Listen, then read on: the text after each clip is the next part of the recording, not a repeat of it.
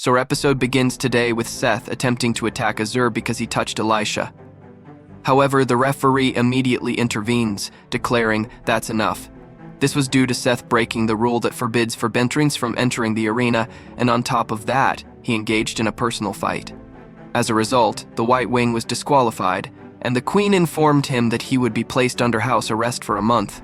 The scene then shifts to Elisha negotiating with an official, as she wants to meet Seth.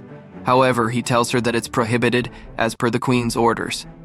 Later, Haikami approaches Elisha, saying don't overthink it, and whatever you do, don't sneak there, or even try negotiating with the king. You've already caused trouble for both sides, Seth and Azur. At that moment, a servant comes to Elisha and informs her that someone from the Purple Palace wishes to see her. When she steps outside, she finds Prince Bido waiting for her. He wants to meet her because there's a festival today, and he offers to accompany her. She replies that she doesn't want to go, but he assures her that he won't bother her and says, I'll just show you around the city. For eventually they head out together. Elisha is surprised to see the envoys along with Azur among them. Bido announces, I invited the envoys as well. Elisha is thinks to herself, what are you planning, Bido? So as they wander through the city, Bido asks her, how do you find the city compared to your hometown, Fortina? She responds, it's a marvelous city and seems incredibly wealthy. It looks like all of Golgota's citizens are rich. While they are walking, Elisha notices a slave market. She becomes visibly angry and says, how dare they operate openly like this? Bido replies, it's normal here. These people are from other countries, and one of those countries is one we conquered before. They handle all the hard labor, so people buy them for little money to help with household chores. But honestly, I don't like this practice at all. Elisha wonders to herself about Azur's stance on the matter. Bido then asks her bluntly, are you in love with the envoy with the black hair? Elisha is startled and retorts, what are you talking about? But her demeanor betrays her nervousness. Bido continues, could it be that he was your personal guard? A love story between a princess and her guard, what a thrilling and entertaining tale. He tries to provoke her further, but she chooses to remain silent and doesn't respond.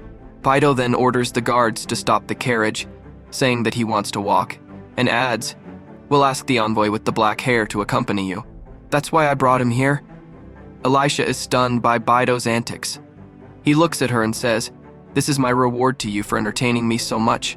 The order is carried out, and Azur asks her, what is this foolish prince thinking? Elisha replies, he's truly an idiot, but it's fine. He doesn't know who you are. He's just obsessed with romantic dramas. He thinks this is some forbidden love between a princess and her guard, so he's giving us time to talk.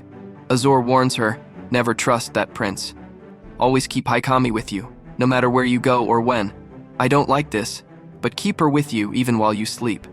Elisha thinks to herself, Azur keeps lecturing me, even though I only see him occasionally. She then runs off, saying, catch me if you can. She sprints until she reaches a river, and Azur comes up behind her and hugs her. She then says, I heard you suddenly became king out of nowhere. Then you appeared out of the blue and said you'd return me to my homeland. I don't know anything about you. How can you do all this? She begins to cry and asks, what are you thinking? I don't understand anything anymore. Azur apologizes, saying, I should have told you more. I'm truly sorry. But on the day you left, I decided to follow my destiny.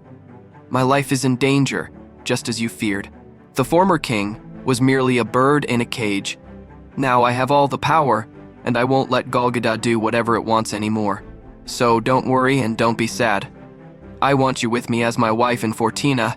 Elisha weeps and replies, I've decided to protect Fortina from Golgota. That's why I won't return to Fortina.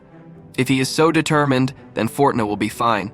She wishes he would never come to see her again, and then she runs away, back to her place, saddened by her separation from Azur. A great flame burns in her heart. Next, we see Tout in his room where he works, recalling what he did during the match. He was incredibly strong, but no matter how strong a person is, it is futile.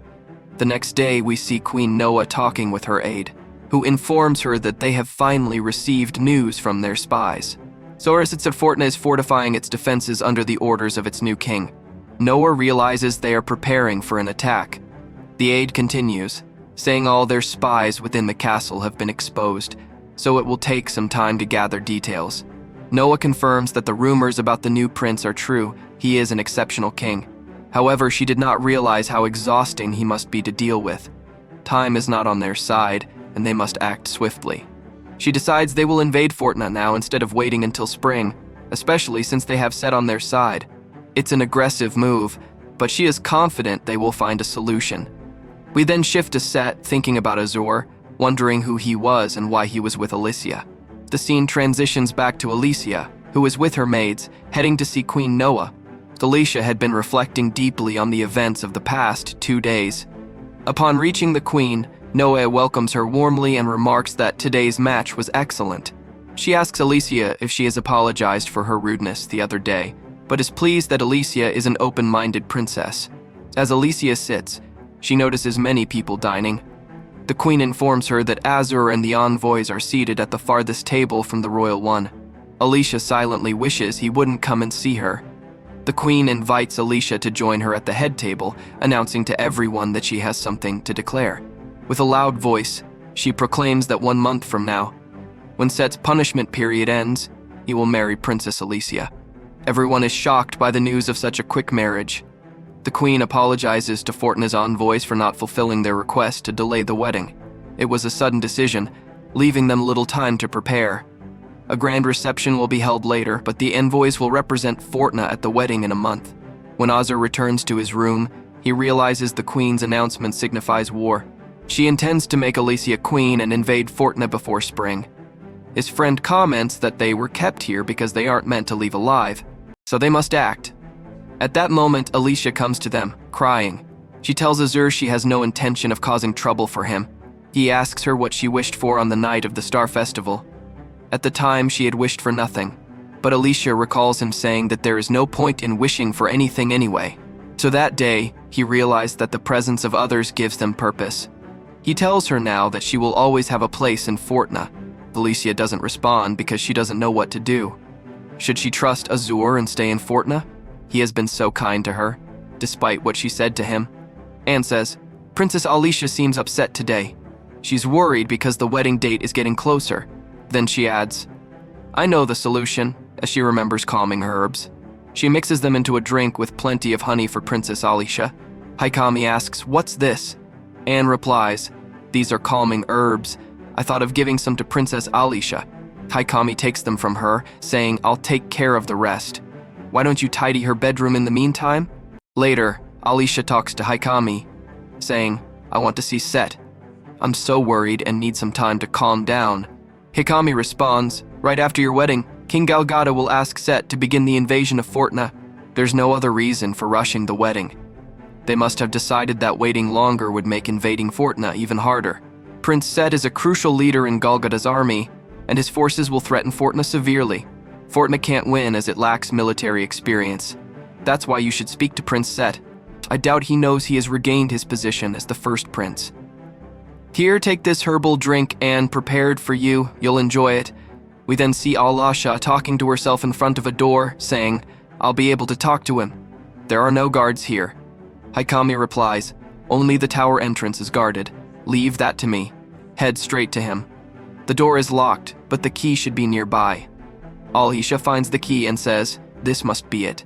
I came here as Haikami requested. I'm supposed to ask him for a favor, but even though I've decided to rely on him, I can't think clearly. I need to act cheerful now. Alasha sneaks into Set's room and says, there isn't a single place I can't sneak into. You seem to have lost some weight. I should have brought you a proper meal since you don't eat many sweets. Haikami interjects, those are for me. Alasha continues, you've become the first prince again, and will be married as soon as your punishment ends. They're rushing things so much. You need time to think about it too. Set responds, I don't have any objections. Alasha thinks to herself, it may only be a month, but it still feels like a long time. Set informs her, we'll invade Fortna after the wedding. I can handle Fortna easily, even if I'm not fully prepared. It doesn't matter who or what stands against us. We'll destroy everything in our way. We'll finish them off in an instant. I'll burn the city surrounding the castle, but I'll kill anyone who attacks me.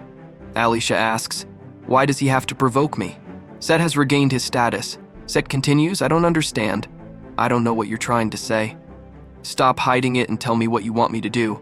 Alisha finally says, don't invade Fortna. Don't wage war against them. Many of my loved ones are there. Set replies, I never fought for Golgotha. I used to gamble with people in the underworld. So if you want me not to fight, I won't fight. I just followed orders. I had no reason to challenge them, it was easy. He adds, you've already returned to your true self. Alisha thanks him, saying, I promise I'll repay you. Set responds, I know. That's what people do. It doesn't concern me. You'll have to deal with them on your own. They drink the herbal tea together, but suddenly, Set collapses. Alisha panics and wants to get help. She sees Hikami and is relieved, saying, Set needs a doctor. However, Hikami approaches him with a knife in her hand. Alisha screams in horror as the episode ends. Stay tuned for the next episodes of this anime. Don't forget to subscribe and activate the notification bell so you don't miss any updates.